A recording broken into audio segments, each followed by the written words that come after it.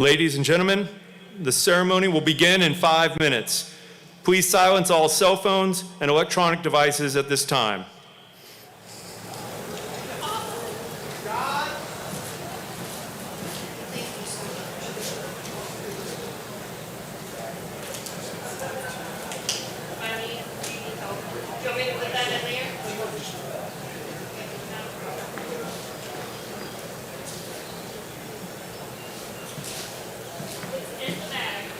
Thank you.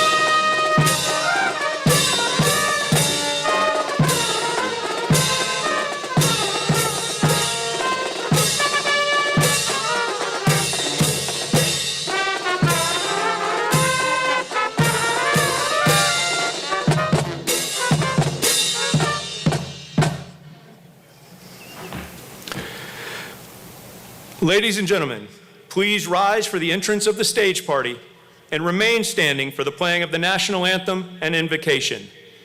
Today's ceremony will be a coverless ceremony, so please render honors according to the traditions of your service.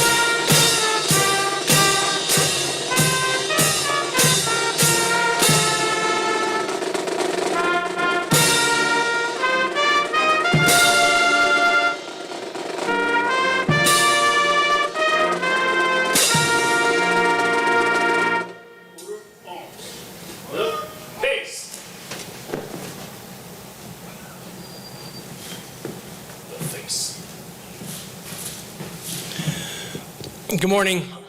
I invite you to join me for the invocation. Lord, we give you thanks for a beautiful morning. Our hearts today are filled with joy, excitement, and thanksgiving. We celebrate and we recognize these young men and women who have attained the skills and the knowledge and the potential to be commissioned officers in our U.S. Army, Navy, Air Force, and Marine Corps. And now, God, we ask for your blessings upon them. God, I pray that you would always be their rock, their fortress, and their shield. I ask that you would raise them up to be leaders of integrity, resolve, and honor. May they be decisive in their decision-making, relentless in their pursuit of excellence, and unwavering in their enforcement of the highest ethical standards. May they be brave and courageous, able to face uncertainty and danger with confidence and poise. May they lead by example that others may seek to emulate them. Grant them insight that they might correctly balance the demands of mission and command with the needs of their subordinates and their families. May they always turn to you for wisdom and find that you are their unfailing refuge and strength. May they always sense your presence in their midst, and may you give them a faith that never fails. I ask this in your holy name. Amen.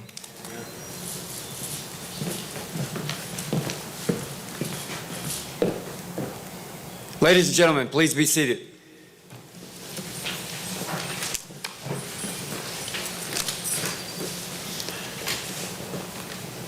Good morning.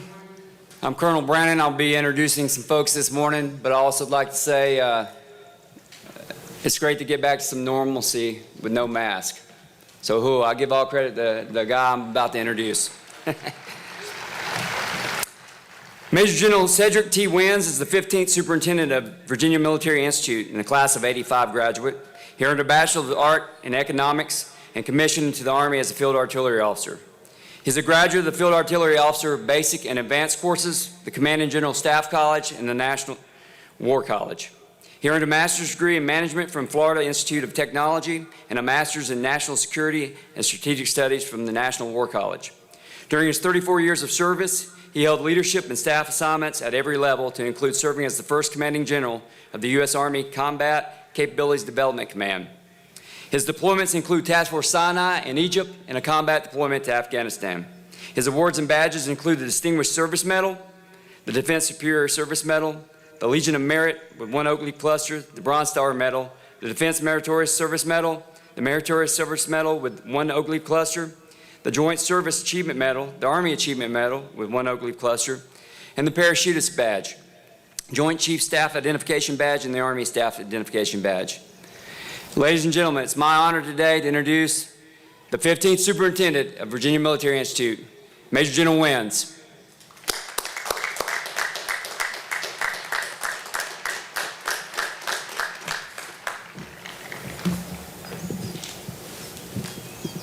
Good morning. What a beautiful day. Beautiful day, a little bit of normalcy, and a great day for commissioning.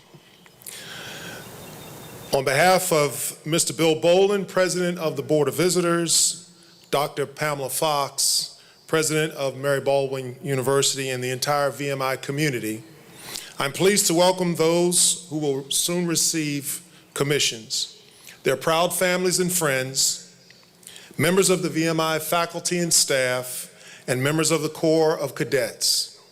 Today, this ceremony marks the culmination of 4 years of intense work on the part of each graduate.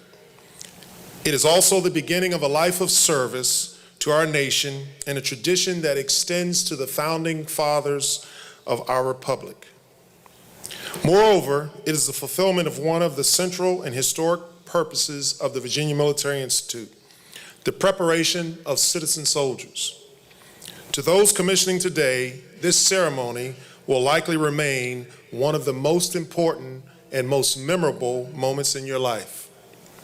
We are very fortunate to have 4 commissioning officers with us today.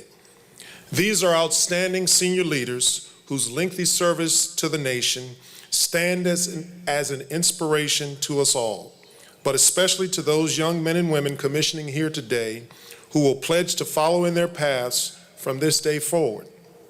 It is my honor to welcome Army Lieutenant General Leslie Smith, a 1983 graduate of Georgia Southern University who currently serves as the Inspector General, Office of the Secretary of the Army. Major General David Jeffrey Furness, a 1987 graduate of VMI, who currently serves as the Assistant Deputy Commandant for Plans, Policy, and Operations.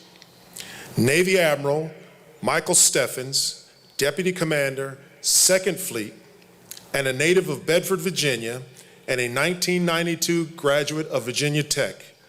And Air Force Major General John Kane, a 1992 graduate of VMI, who is the Director of Special Programs and the Department of Defense Special Access Programs Central Office.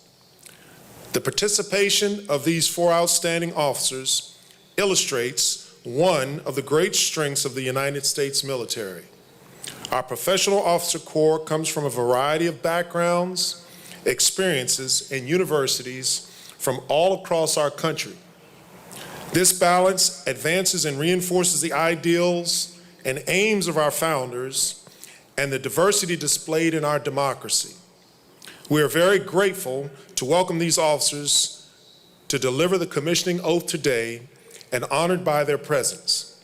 Let's give them a round of applause in appreciation for their service.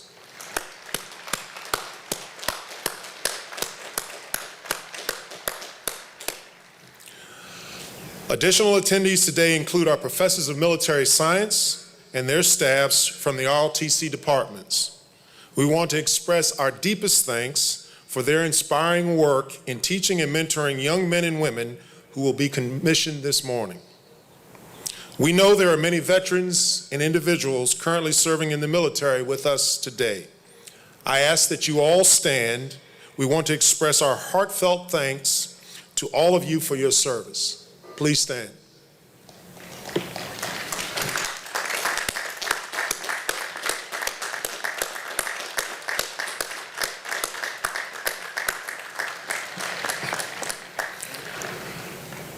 We also want to recognize many others here today and some who are watching these ceremonies virtually. Cadets, faculty, staff, parents, grandparents, and other guests. You provided the support, care, and assistance to help these cadets arrive at this point today. Every cadetship is a testament to hard work by so many. We all want to thank you and commend you for the support and continued encouragement.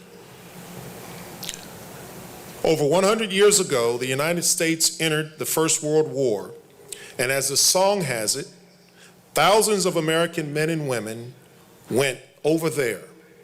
By the end of the war, 1,800 VMI alumni had served our country and helped to win victory. At the end of that time, that conflict was referred to as the war to end all wars. But sadly, that has not been the case.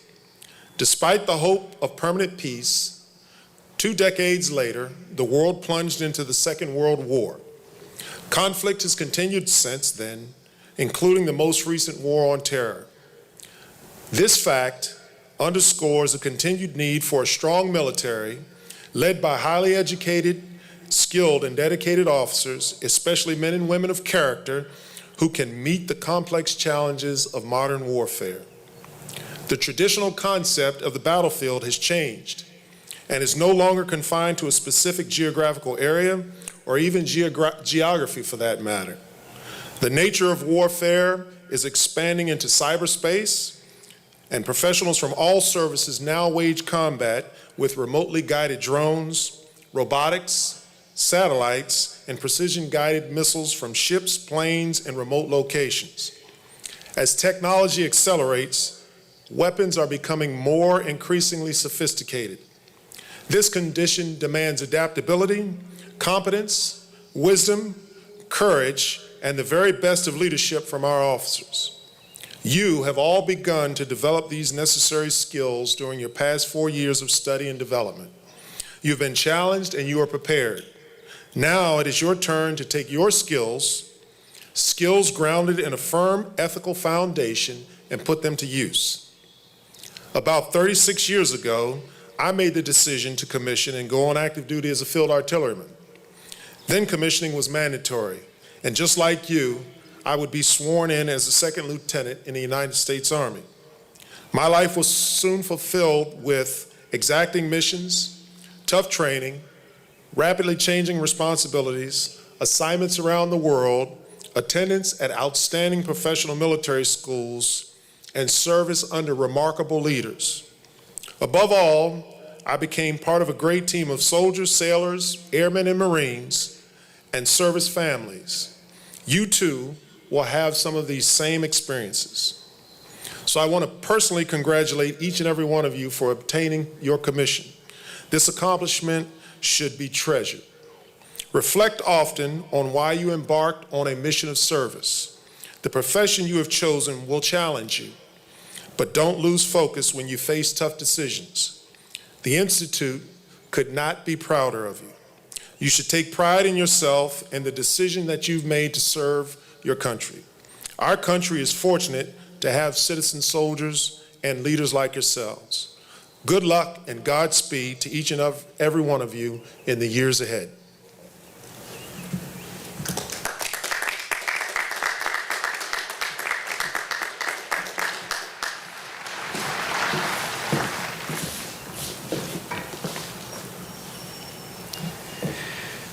Lieutenant General Leslie C. Smith currently serves as the Inspector General, Office of the Secretary of the Army. Lieutenant General Smith received his commission from Georgia Southern University in 1983 as a field artilleryman. In 1985, he graduated from GSU with a bachelor's degree in accounting as a distinguished military graduate and branched as a chemical officer. Lieutenant General Smith's previous assignments were Deputy, the Inspector General, Office of the Secretary of the Army. His early assignments included 1st of the 230th Field Artillery Battalion of the 48th Infantry Brigade, Georgia National Guard, Chemical Staff Officer in the 352nd Air Defense Artillery Battalion, Division and DeVarty Staff Officer and Company Commander in the 82nd Airborne Division, Chemical Branch Assignments Officer at PERSCOM, S3 and XO in the 23rd Chemical Battalion, and the Joint Staff, J5. In 2001, he assumed command of the 83rd Chemical Battalion, where elements of the battalion deployed in support of Operation Enduring Freedom, Iraqi Freedom, and New Dawn. Following command, he served on the Army staff in the G8 as the Deputy Division Chief and Chief, NBC branch for the Full Dimensional Protection Division. In 2005, he assumed command of the 3rd Chemical Brigade at Fort Leonard Wood, Missouri, and later served as G3, 20th Support Command, Seaburn. From 2008 to 2010, he was the 25th Chief of Chemical and Commandant of the United States Army Seaburn School.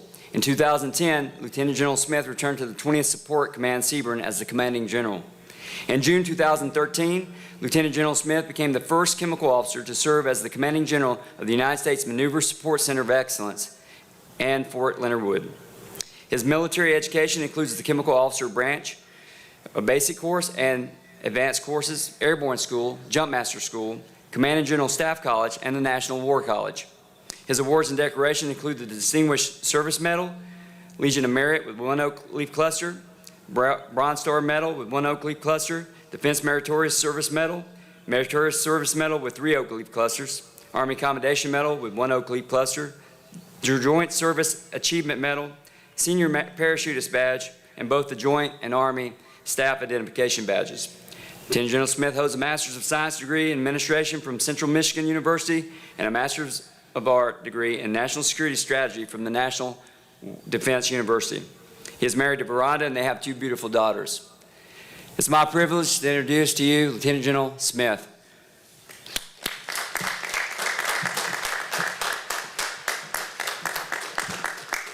Good morning, everybody. Come on, this is a great day. Good morning, everybody.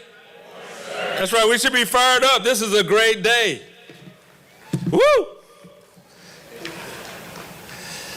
Hey, good morning. Superintendent Wins, General Furness, Major General Kane, VMI faculty, but most of all, our graduates, our commissionees. It's great to be here.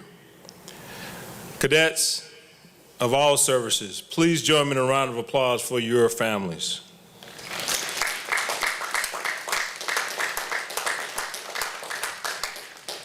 We know they've all supported us, and without a doubt, I wouldn't be standing here today without my family. And, you know, I've known General Williams for over 20 years, so he gave me a task to speak for 5 minutes or less. That's hard for a general to do, but I'll try. You know, and he gave me a platform and a microphone. So also, let's give a round of applause to all the instructors here today.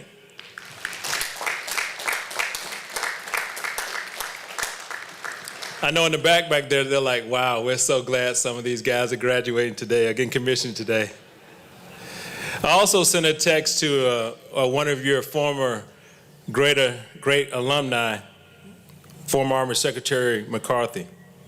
And he asked me to tell you how proud he is of what you're about to step into. You know, my theme today is the role of the junior officer. As we prepare to take the oath of office, I want you to think about how it applies to you as a junior officer. I still remember my commissioning ceremony. All that stuff you heard in the bio just means I've been riding the horse a long time. But I won't talk long because you're really not listening to me. Because you're ready to be sworn in as lieutenants. Our current chairman, General Milley, when he was the Chief of Staff of the Army, asked us what we fight for and how that applies to the Constitution of the United States. A quick summary of his remarks is that it doesn't matter whether or not you're black or white. It doesn't matter if your name is Smith, Jones, Williams, Thomas, Wins, or whatever you believe in. What matters, cadets, what matters, lieutenants, is what you will do to support and defend the Constitution of the United States against all enemies, foreign and domestic. Your time here at VMI was different than any other graduating class before you. You've had to deal with a pandemic, COVID tests, civil unrest, and now taking a vaccine. This oath, ladies and gentlemen, only 73 words about supporting and defend an idea. And that idea is required for us to take care of the soldiers, the sailors, the airmen, the Space Force, and the Marines and others that we will serve, lead, care for, and challenge. General Milley ends his comments in what we fight for. It says that our soldiers, and I would say sailors, airmen, Marines, Space Force, and Coast Guard, should be judged by the content of their character, not the color of their skin. He took that quote, ladies and gentlemen, from Martin Luther King Jr.'s I Have a Dream speech. Leaders, junior officers, your ability to support and defend the Constitution only works when we treat people fairly, when we train them hard, and lead with courage, commitment, and character. I'm so proud of you, each one of you, not just because of today, but what you will become as leaders for our Army, our Navy, our Air Force, our Space Force, and our Coast Guard, today and in the future. People first, winning matters, Army strong. Hooah.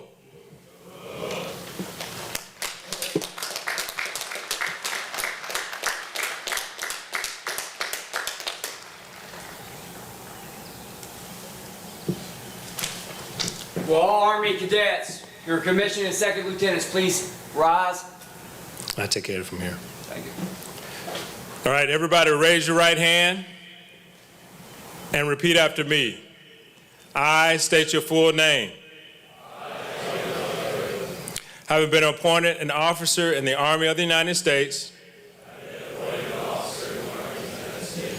do solemnly swear that I will support and defend the Constitution of the United States against all enemies, both foreign and domestic, that I bear true faith and allegiance to the same, that I take this obligation freely without any mental reservation or purpose of evasion, and that I will well and faithfully discharge the duties of the office upon which I'm about to enter. So help me God. Congratulations. Woo! Y'all can clap for it. Woo! This is a big deal. Yeah.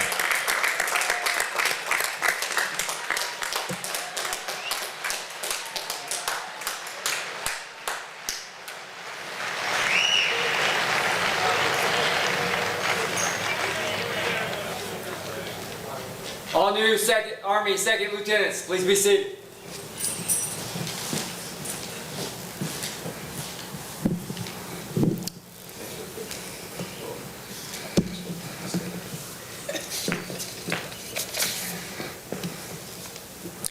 Ladies and gentlemen, commissionees, good morning.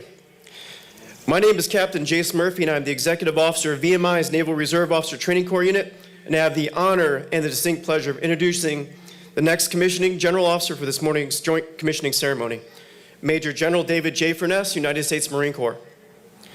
Major General Furness is no stranger to VMI and to the Institute. He is a former regimental commander of the VMI Corps Cadets and a proud member of the VMI class of 1987.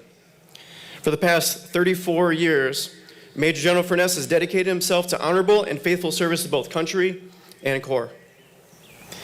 Major General Furness is a career infantry officer who has proudly served with the 1st and 2nd Marine Divisions at Camp Pendleton and Camp Lejeune, respectively. He has commanded Marines at the platoon, company, battalion, regimental, and division levels. Major General Furness has also served as the commander of Joint Task Force Horn of Africa. Major General Furness's notable career highlights include serving on the staffs of the Basic School, Infantry Officer Course as the commanding officer of the recruiting station, Sacramento, California, the director of Marine Corps Legislative Liaison Office, United States House of Representatives, as the director of the Expeditionary Warfare School, and as a legislative assistant to the Commandant of the Marine Corps. He is a graduate of the Basic School and the Marine Corps Infantry Officer Course, the U.S. Army Infantry Officer Advanced Course, the Marine Corps Command and Staff College, the School of Advanced Warfighting, and the National War College. He has earned master's degrees from both the Marine Corps Command and Staff College and the National War College. Major General Furness is a highly decorated combat veteran who has seen action all around the world and across the full range of military operations. He has served in contingency operations in the Republic of Panama, as well as Operation Provide Comfort in northern Iraq, Operation Unified Assistance in Southeast Asia, Operation Iraqi Freedom, and more notably, Operation Enduring Freedom in Helmand Province, Afghanistan. His personal decorations include the Defense Superior Service Medal, the Legion of Merit, 3 awards, the Bronze Star Medal of the Combat Distinguished Device, 2 awards, the Combat Action Ribbon, 3 awards, the Meritorious Service Medal, 2 awards, the Navy Marine Corps Commendation Medal, 2 awards, and the Navy Marine Corps Achievement Medal. Ladies and gentlemen, please join me in welcoming the Assistant Deputy Commandant for Plans, Policy, and Operations, a warrior, a Marine's Marine, Major General David Furness.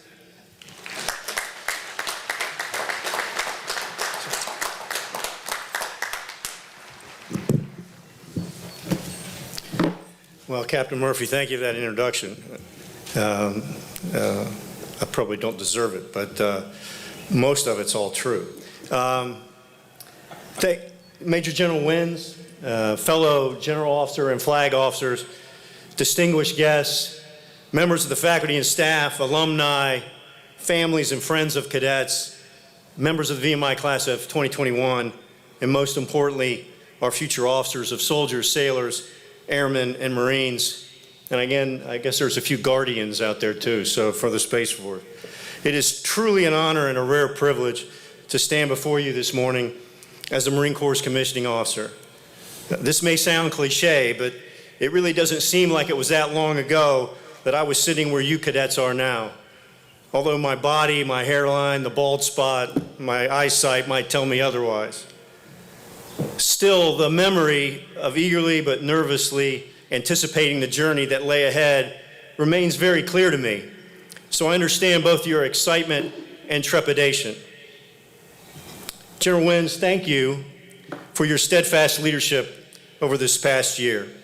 I know I speak for the entire VMI family when I say we are grateful for your stewardship of the Institute and your commitment to its continued success as both an unrivaled institution of higher education and a valued source of commissioned officers for our armed forces. I also want to personally express my sincere congratulations on you being named VMI's 15th Superintendent. An immense personal honor for any alumnus, but given the historic nature of your selection, it's even more meaningful for you and the VMI family writ large.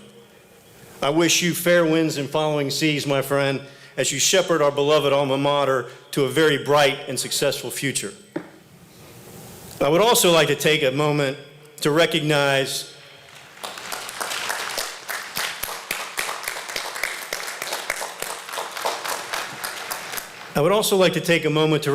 my brother-rat, Colonel Bill Wanovich, the Commandant of Cadets here at VMI, for his decade of service to the Institute and for the considerable investment you have personally made in producing these fair specimens of citizen soldiers who we will commission this morning as officers in the Armed Forces of the United States. Your tireless commitment to developing educated and honorable men and women of character has enhanced VMI's reputation as the nation's premier institution for producing moral and ethical leaders. Well done. I wish you and Tina all the best as you begin a new chapter in your lives. Enjoy retired life, my friend. You deserve it.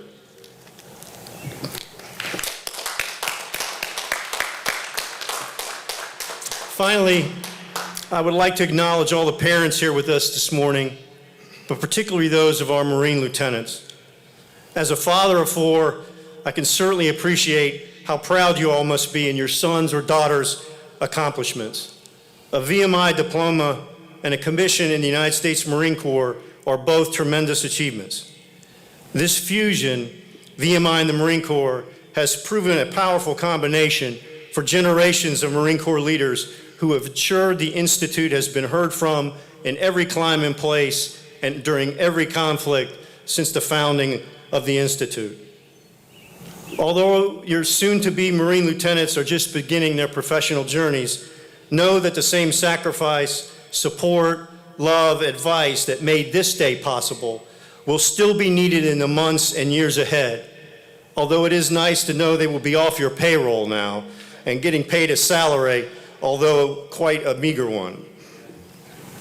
Upon commissioning, two storied martial traditions will merge today, VMI and United States Marine Corps.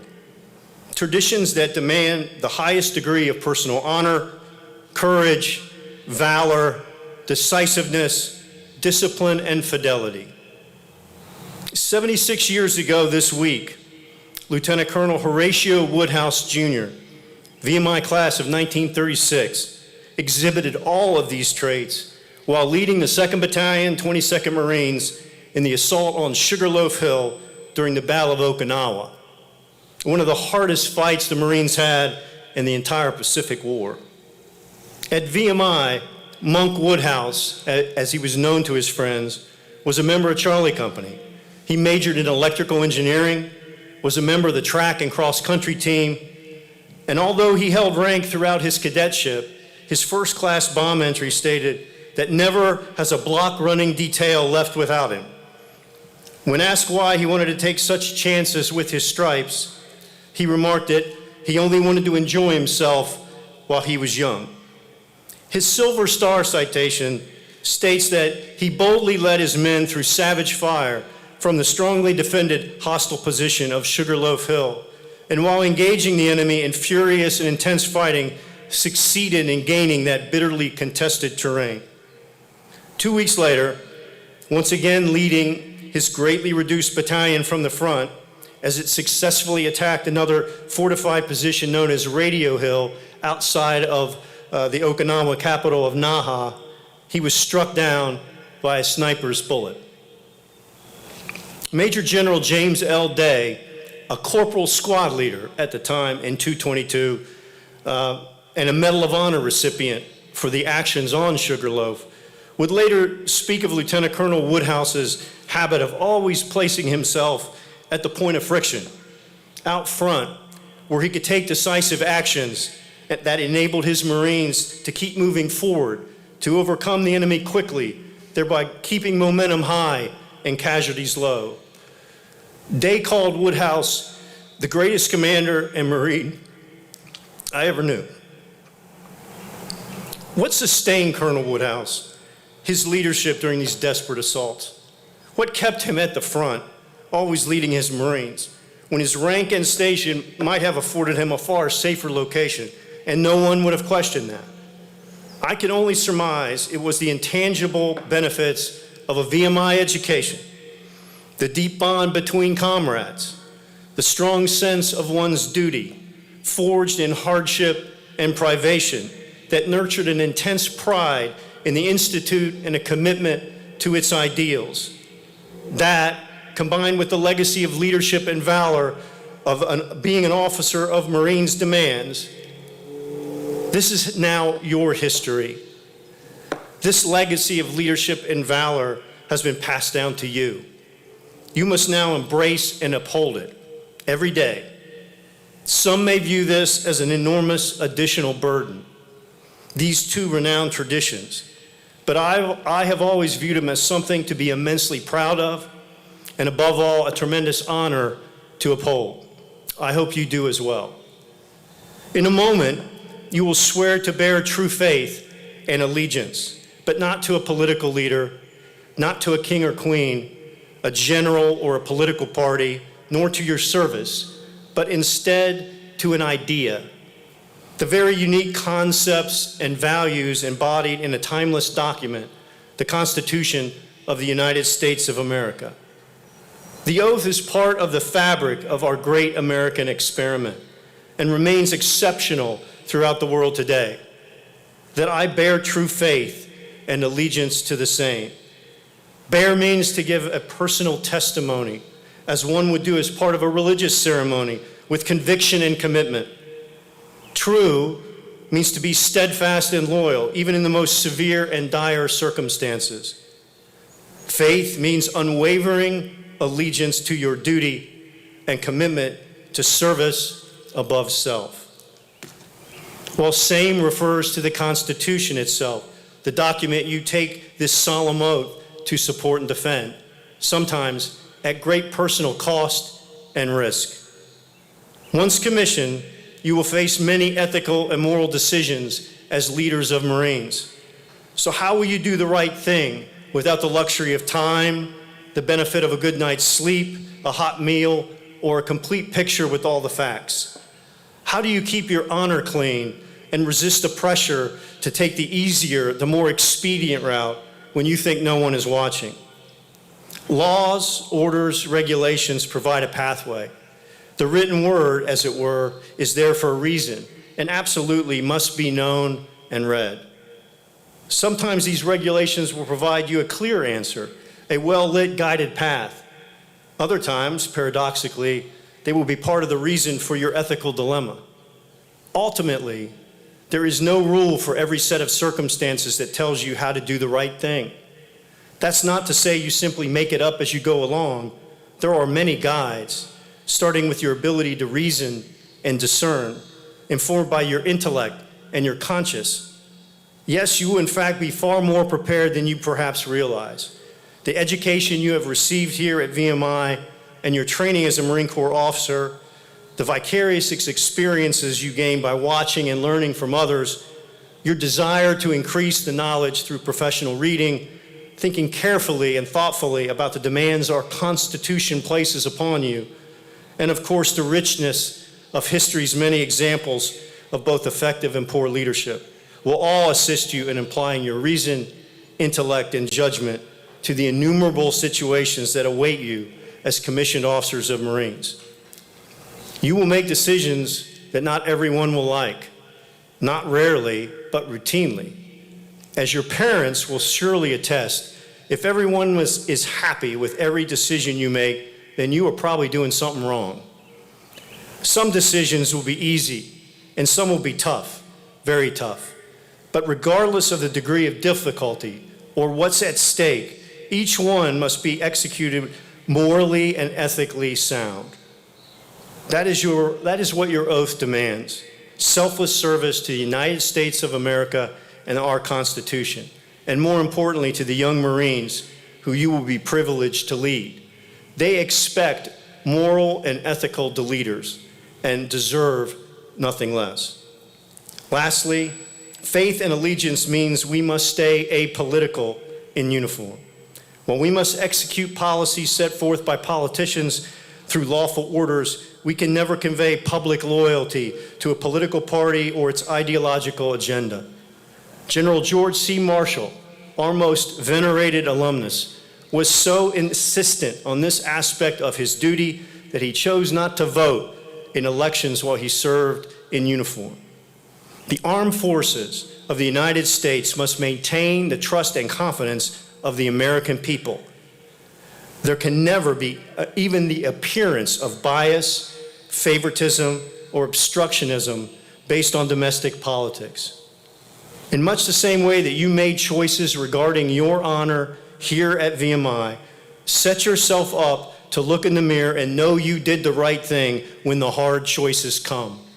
Faith and allegiance means you will abide by an uncompromising code of personal honor and integrity.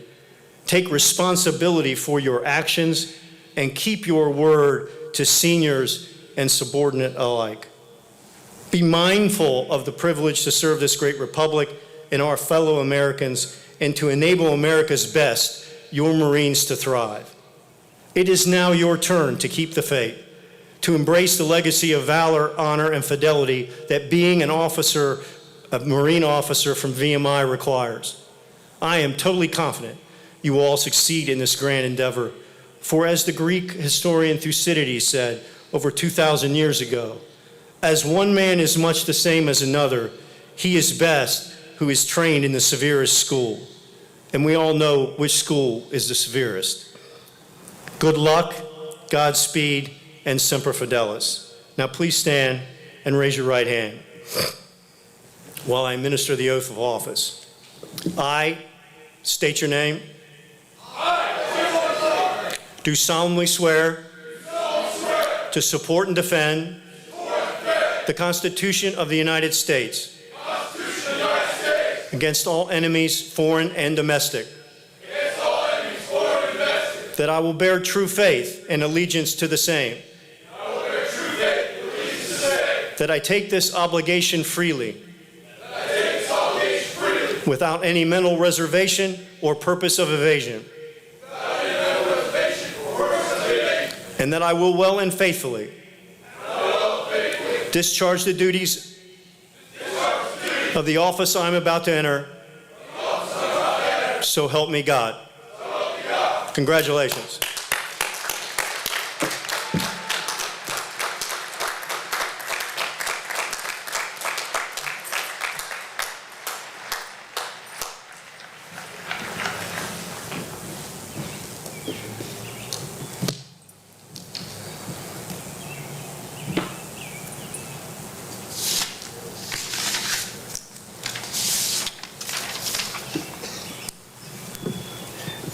Ladies and gentlemen, again, good morning.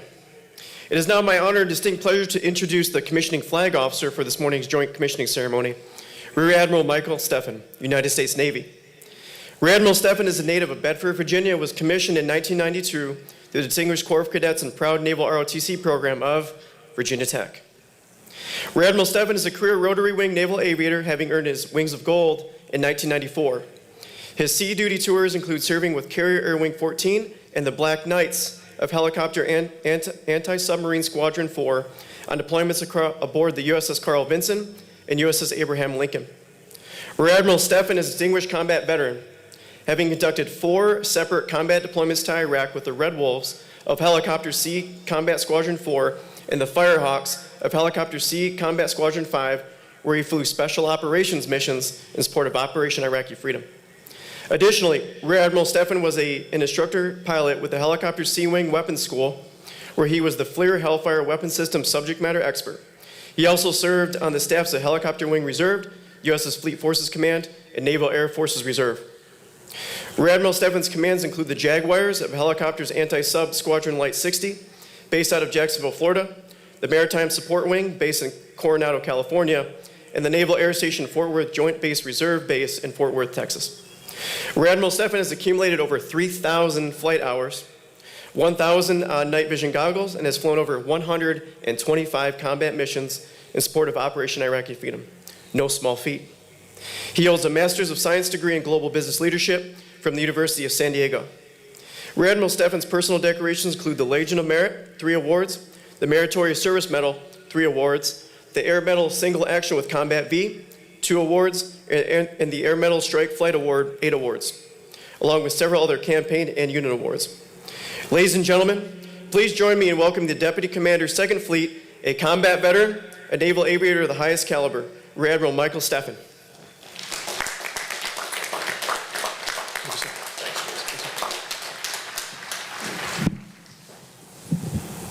Jason, thanks for the kind introduction, and thank you all for the warm welcome. Distinguished guests, fellow and general flag officers, most importantly, families, friends, instructors of the class of 2021, I'm honored to be here with you as our newest leaders begin your career of military service. Although I have to apologize, you got a bit of a bait and switch today.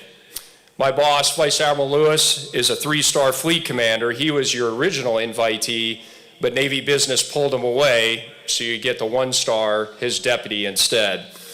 But even worse, as it was mentioned, I'm from that other military school that's a little bit further south on Interstate 81, known as VPI, or Virginia Polytechnic Institute, that we all know affectionately as Virginia Tech. and I'm an alumnus of the Virginia Tech Corps of Cadets, which is where I did my RAT year, freshman year there. Now, that might not mean as much as you all today, but there was once a pretty rich history and rivalry between the two schools, which included all manner of pranks, or we consider them spirit missions, and stunts, which included things like kidnapping each other's cadets, various acts of school spirit that some today might consider vandalism. But thank God when I went to school, there was no digital photography, there was no Facebook, there was no Instagram. Otherwise, I probably wouldn't be here today. Our rivalry also included some sports, although I think today the contest between our football teams might be a little bit lopsided.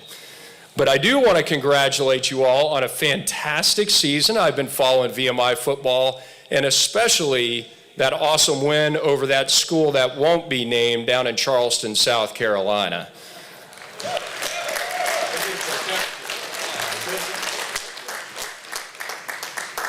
But I do cordially invite you to Blacksburg when your football team is ready to take on the Hokies. So what does all this friendly rivalry have to do with my portion of the oath today? That I take this obligation freely without any mental reservation or purpose of evasion. I think it speaks to a common bond between military schools that we know what this passage really means: to volunteer, to want to be part of a team and a cause that's bigger than ourselves, and the willingness to sacrifice for others. The fact that you chose a place like VMI to challenge yourself from day one, to test and harden your mettle and see if you had what it takes, says a lot about your character and will prove invaluable during your military career, especially in combat and in your life. What makes this experience so valuable is the doubts that you overcame along the way. Most of you probably had serious mental reservations at some point during your RAT year. Early morning PT, marching tours, uniform inspections, ruck marches, and the worst thing ever, freshman calculus. All of these things probably made you wonder, holy cow, did I actually volunteer to do this? But by virtue of you being here today, you've overcome those obstacles and you're ready to join your brothers and sisters in arms. From this day forward, you will be senior to over 1.5 million enlisted men and women, active duty and reserve. Those enlisted folks are too volunteers and deserve quality leadership. It will be your responsibility to provide it. This task, as you may suspect, is easier said than done, but nothing you do in uniform will be more important. You're receiving your commissions at a moment of extraordinary challenge for our society and the wider world. We face military and diplomatic tensions in Asia and Europe, raging conflicts in the Middle East, new frontiers in the Arctic and space, and a continued threat of terrorism around the globe. And with our own body politic, the United States faces unsettling polarization and social division.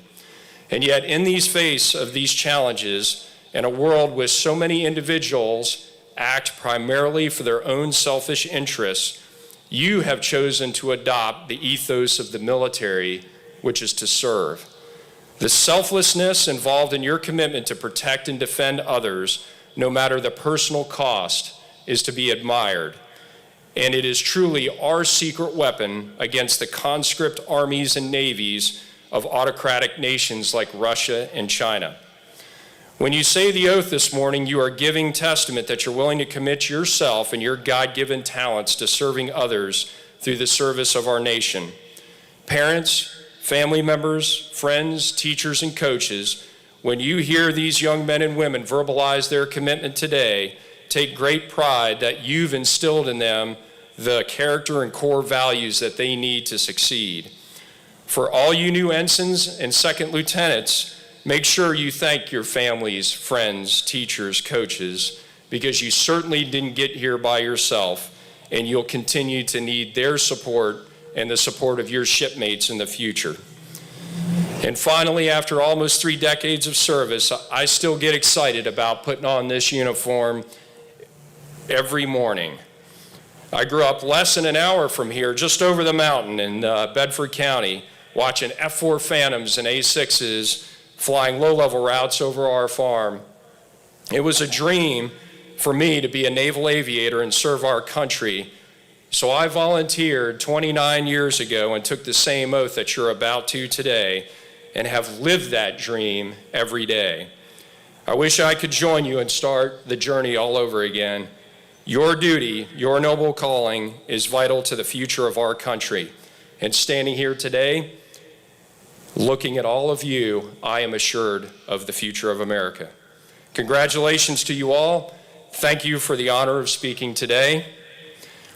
Midshipmen who are ready to become officers and join the fleet, please rise. Raise your right hand. I state your name. Do solemnly swear to support and defend the Constitution of the United States against all enemies, foreign and domestic, that I will bear true faith and allegiance to the same, that I take this obligation freely, without any mental reservation or purpose of evasion, and that I will well and faithfully discharge the duties of the office upon which I'm about to enter. So help me God. Congratulations.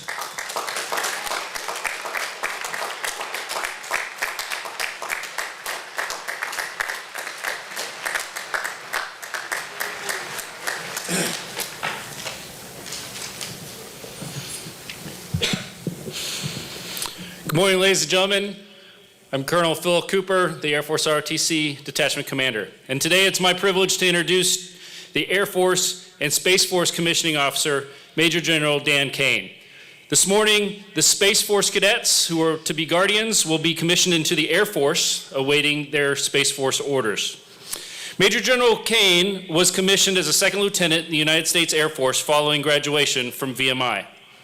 He's a member of the esteemed class of 1990, which is well known for having the longest rat line in history of this fine institute, and only earning their breakout from the rat line approximately 2 weeks prior to graduation during the rat year. And you thought COVID sucked. During his first class year here at VMI, he completed a degree in economics and served as a regimental S1 captain until an unfortunate misunderstanding resulted in his merit-based promotion to first-class private, which fortunately occurred, well after the yearbook photos were already completed. It is well known that the Institute saw a marked reduction in the quality of Friday parades following his transfer of responsibility from regimental S1, but still somehow managed to look sharp each week as he marched off his penalty tours around the barracks with a bunch of grumpy third-classmen during the remainder of his first-class year. In the Air Force, he served as an F-16 pilot, weapons officer, and as a member of the White House staff of Special Operations.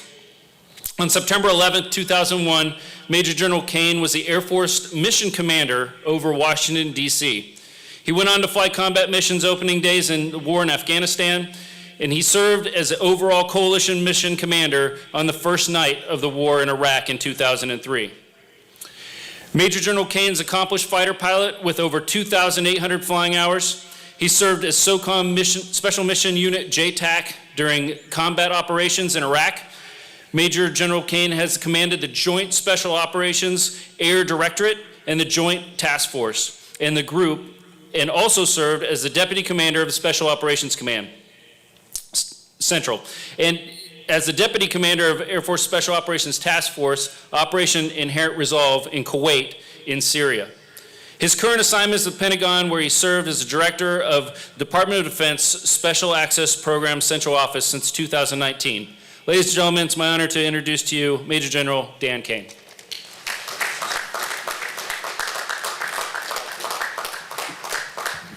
Thanks, Coop. I appreciate it. And we, of course, save the best for last.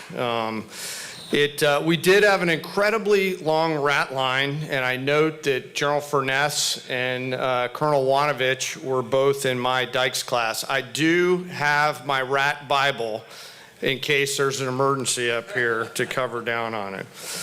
I think my teammates up here already addressed the great day for all of you in the Joint Force, and particularly your parents. What a spectacular day out here at VMI and Memorial Stadium. And I have the opportunity today to talk about the last portion of the oath, and that I will well and faithfully discharge the duties of the office upon which I'm about to enter. So help me God. What is this duty that we talk about? What is your duty now, my brothers and sisters, as you come into the Joint Force, not just the Air Force and the Space Force, but the United States Army, Navy, and Marine Corps? It is more than a moral and legal obligation or responsibility.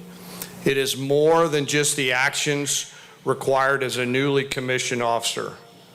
For us in the fabric of service, this is about a calling, a way of life, a privilege to be part of this profession of arms. Frankly, it is a special trust and confidence placed in each and every one of you by the people of the United States of America and captured in the Constitution that we hold so dearly. Marcus Aurelius and the Stoics talk about 4 great virtues that I think capture the sense of duty: courage, justice, wisdom, and temperance. All of these components make up what it is to be an officer and a leader in these great armed forces in the United States of America. It also means that you have the special trust and confidence to be bold and lead our enlisted force, our non-commissioned officers out there. And shortly today, I'm sure many of you will have the opportunity to render your first salute to somebody. And my teammates, this is really what it's all about. Duty is about earning every single day the trust and confidence of those that you are blessed to lead. I'll give you an example of officers sending men and women into combat that resonates with me. In 2002, March of 2002, in fact, March 4th, 2002, a joint special operations force was going to infiltrate on top of an 11,000-foot mountain in Afghanistan. The force was comprised of a troop of SEALs led by an enlisted sailor, Air Force combat controllers, and others on the team. Tarkagar, the mountain, Operation Anaconda, which there's some Anaconda veterans today with me, VMI class at 2000, landed or tried to land on top of the mountain, but was shot off the mountain, and tragically off the back ramp right prior to infiltration, a United States Navy SEAL tumbled out of the back, Neil Roberts. That MH-47 fell down into the adjacent valley, and that joint force, all comprised of enlisted sailors, soldiers, and airmen, got back on another helicopter and went back up on that mountain to try to rescue Neil Roberts. As that helicopter infiltrated and dropped off the rescue force, then Air Force Tech Sergeant John Chapman came off the ramp into waist-high snow and started to assault uphill into barricaded fighters. 10 feet behind him was a Navy SEAL, and later on in that day, the United States Army came in there. They were brought to that mountaintop by the 160th Special Operations Aviation Regiment, comprised of warrant officers and enlisted soldiers.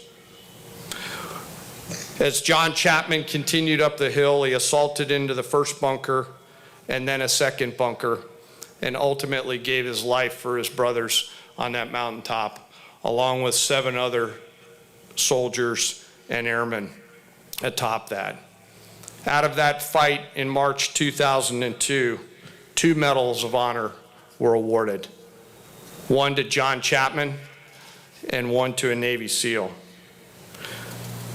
All of these warriors were sent into this fight by commissioned officers out of the ROTC program. These are the people that every day we must do our duty to show up and earn the special trust and confidence that they place in us. And that starts today with you standing and swearing an oath of office. I cannot wait to see each and every one of you go forward and do your duty, no matter what it is that you're going to do in the Air Force, the Space Force, the Navy, the Marine Corps, or the Army. More so than now, we need you in the Joint Force. And we are so proud of your accomplishments, and I know you're going to go forward and do spectacular things. On behalf of the Chief of Staff of the Air Force, General Brown, and the Chief of Staff of Space Operations, General Raymond, it is my sincere pleasure to commission the Department of the Air Force cadets into the service. But on a personal note, I want to thank each and every one of you for taking the road less traveled that starts today, for standing in the breach and being ready, willing, and able to do what our nation needs you to do today and every day, and to always do your duty, so help you God. So with that, I would ask that all cadets commissioning as second lieutenants in the United States Air Force, please stand, raise your right hand, and repeat after me.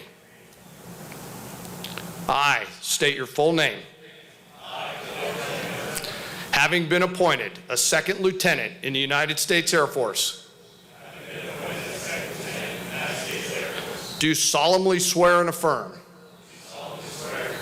that I will support and defend the Constitution of the United States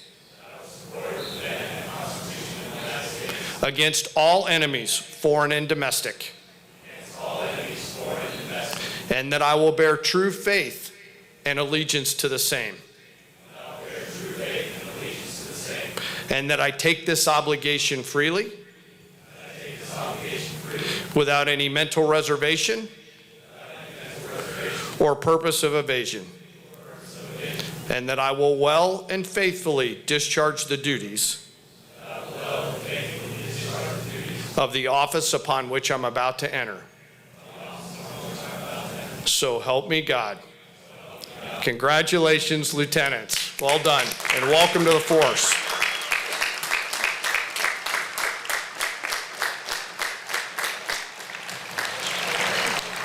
All right, grab your seats.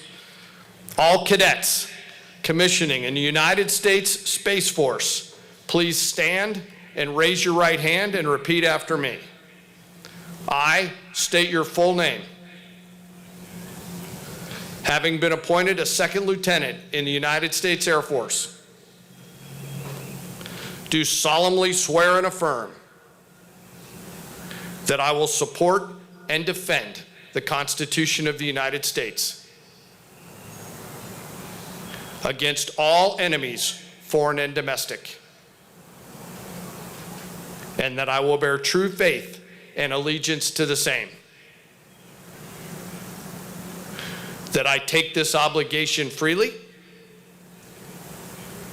without any mental reservation or purpose of evasion, and that I will well and faithfully discharge the duties upon the office of which I'm about to enter.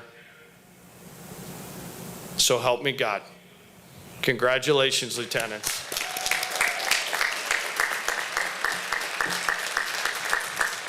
And to you all, welcome to the force.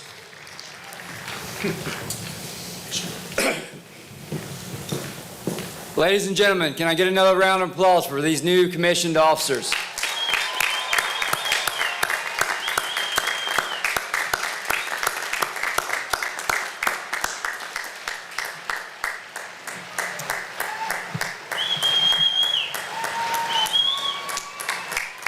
That's a standing ovation. Go ahead, you can look.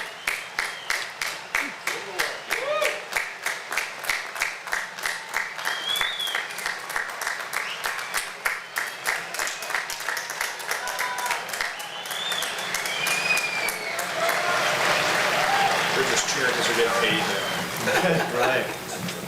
Ladies and gentlemen, will you please rise for the playing of the Armed Forces Medley and the departure of the stage party?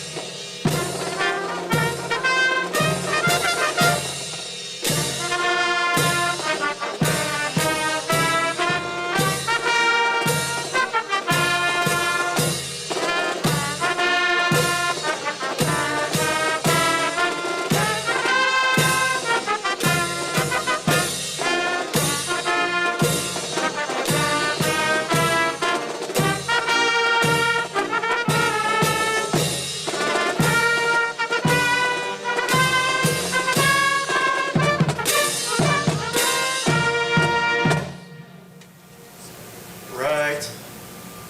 Fix. Forward. March.